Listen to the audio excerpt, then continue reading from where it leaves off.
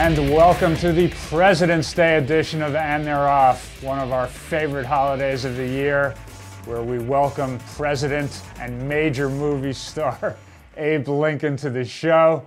But first, our other major star, Steve Haskin, is already predicting the Cowboys will win next year's Super Bowl.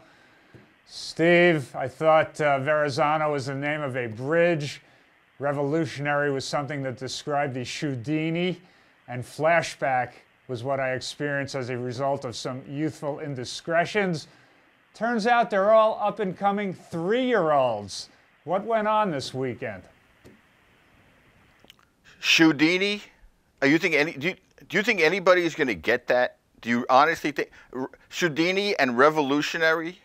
I mean, it's a Gilbert Gottfried reference. Well, now there's Dini, the world's first shoehorn that lets you get your shoes on and off with ease. Yes, I know that, but I don't know if anybody's going to get the word revolutionary to be compared with a shoehorn.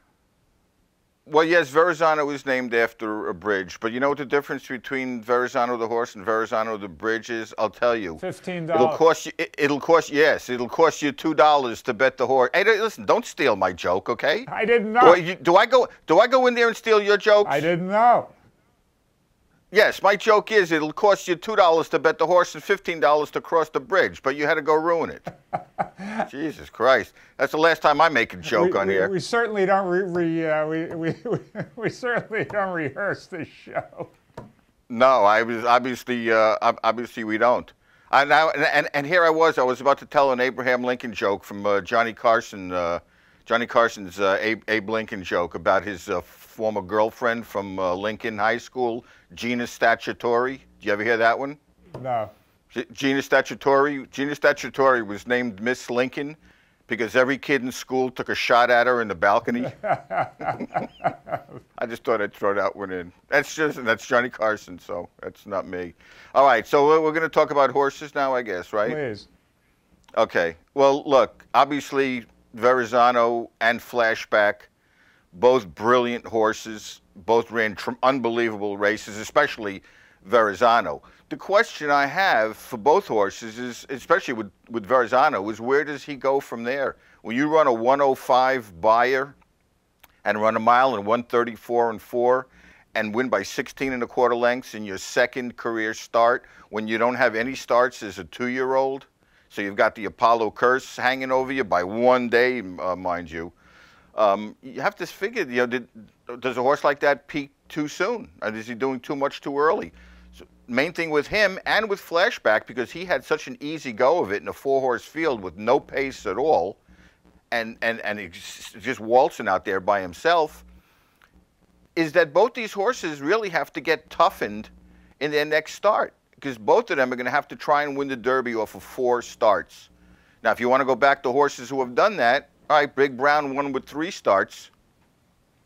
But listen, he was Big Brown, number 1. And number 2, Big Brown had 3 distance races, and he was in a pretty poor crop. That was not a good Derby that year. The other one was Animal Kingdom. He had 4 races, 4 distance races. And Animal Kingdom was, was a very good horse. It was a classier type of horse. Now, before that, you have to go back to Exterminator in 1918 to find a horse to have won the Derby with 4 starts. Both these horses started their careers with sprints. So again, I'm certainly not knocking them because they were brilliant horses, but it's going to be tricky getting them to the Derby the right way. You got Pletcher and Baffert, so they'll do right by the horse as much as possible. Hopefully, Verrazano doesn't wind up in Staten Island. As far as revolutionary. Well, listen, we all saw that race. That was an amazing race. Reminded me a lot of I Want Revenge in the Wood Memorial, where he had no shot. He got, a lot of people are going to criticize his low buyer number. I think he got like an 86 or something like that. I think I think they'll probably change it. But you can't criticize that because the horse did no running the entire race until the 16th pole, and he came home in 5 and 4 for the last 16th, and he galloped out a pole ahead of everybody else. So you talk about a lesson well learned. This horse learned a lot in this race. We know now that he can come through horses. He can overcome traffic. He can sit and wait. And listen, this horse was a beaten horse at the 3/16 pole. Castellano was not even riding this horse, just sitting on him, just hoping something would happen. So he managed to bull his way through horses, and he showed a tremendous determination to win. So he looks like he's the most experienced horse and might be the most logical Derby type horse. But when you get 3 horses like this that are that exciting, it's really makes things much more interesting. Yeah. That's why I'm such a fan of speed figures, Steve. If they give the horse the speed figure that he earns and then they don't like it, they just change it. You know, it's like the guy who goes to the doctor.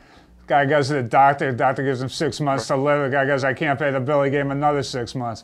Right. All right. Well, listen, I gave credit to Johnny Carson, so you please give credit to Henny Youngman, please.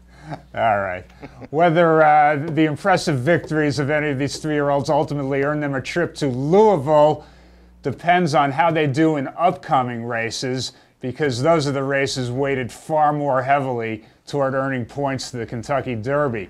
The new point system instituted this year is backloaded toward the later prep races, and for a lot of established horses, it's going to be do or die in those major last prep races because trainers don't seem to be running them more often. And Steve, with this new system, it makes sense not to run them more often because it is so back-weighted that it's not going to have the effect of getting more races into these horses.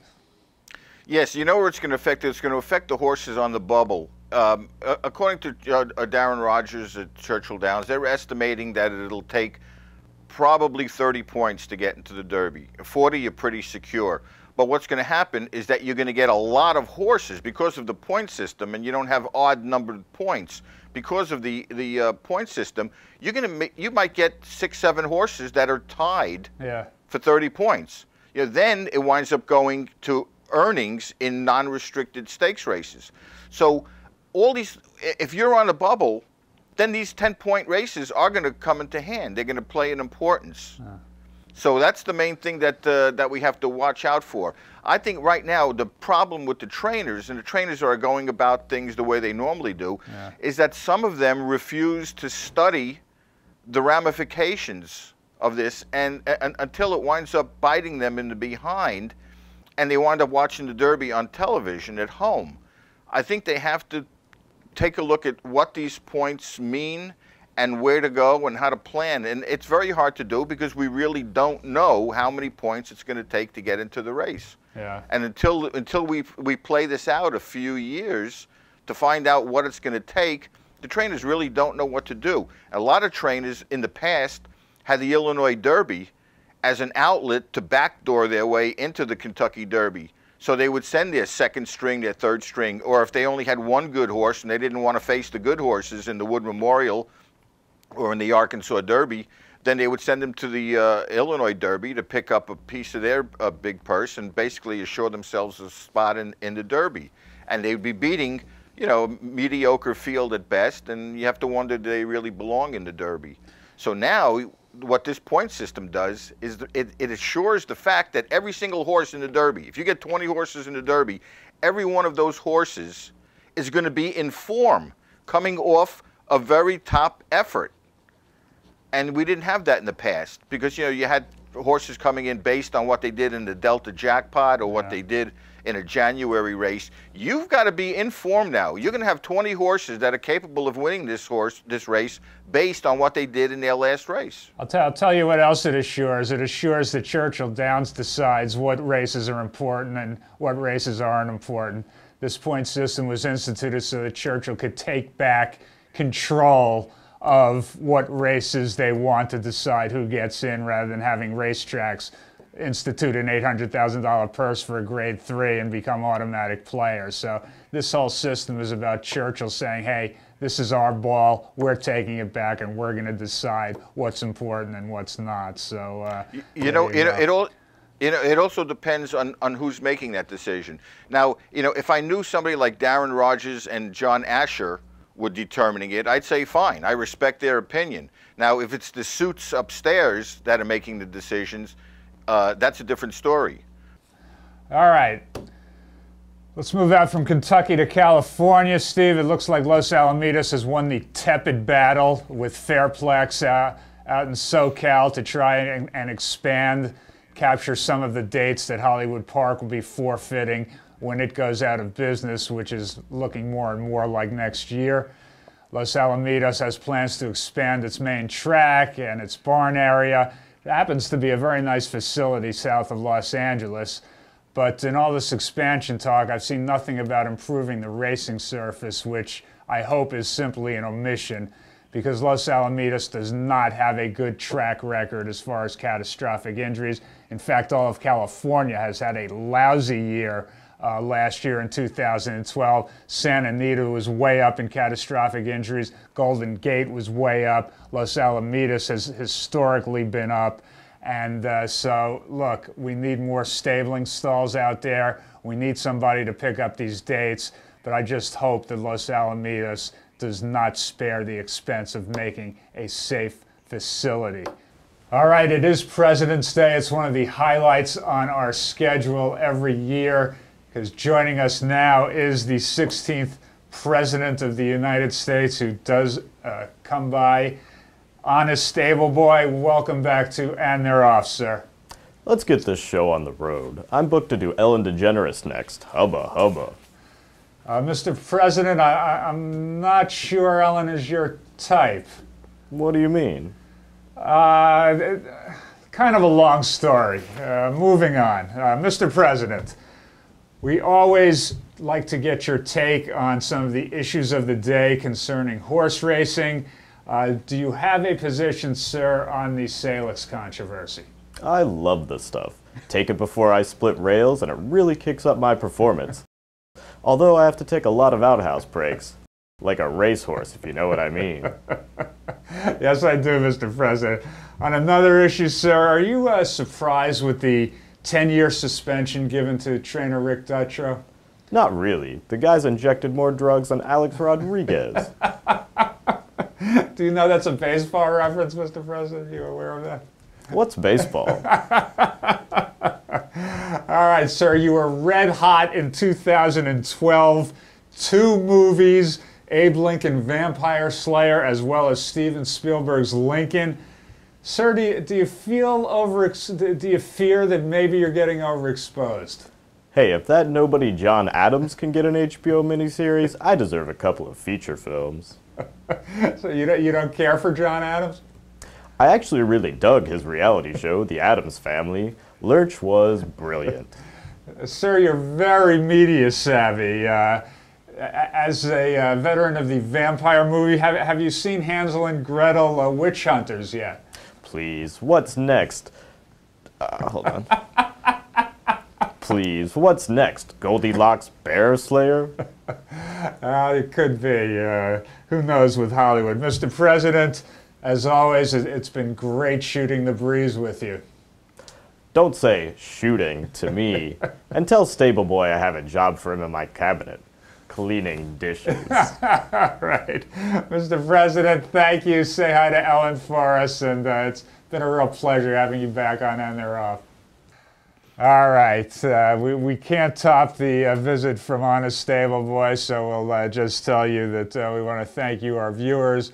We want to thank Darby Dan Farm, our great sponsor. We'll be back with you in 2 weeks, February 20th, further on down the Derby Trail with our next And They're Off. If you'd like to comment on the show, by the way, you can do so at the address coming up on your screen. We welcome your comments, and you would have to say you would have to say that after that skit. You never say it in any of the week, but you pick after that skit to say that. Steve Haskin will personally respond to all of your comments this week, so send it in. He's responsible for all of this. Steve, we'll see you next time. All right, bye everyone. Bye-bye.